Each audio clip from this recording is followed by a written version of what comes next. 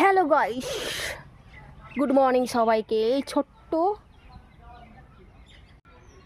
এই ছোট্ট কুমড়ো গাছে একটা কুমড়ো ধরেছে, টাই টাই। আর এই যে বেগুন গাছের ডিম ধরেছে, টাই টাই। আরো আছে আছে আছে আছে আছে আছে দেখেন ফুল ধরেছে।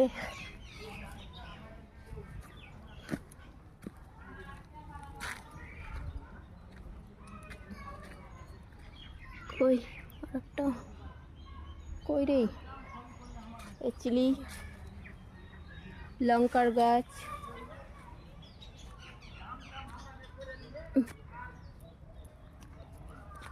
ডিম বেগুন, ডিম ডিম ডিম ডিম ডিম ডিম।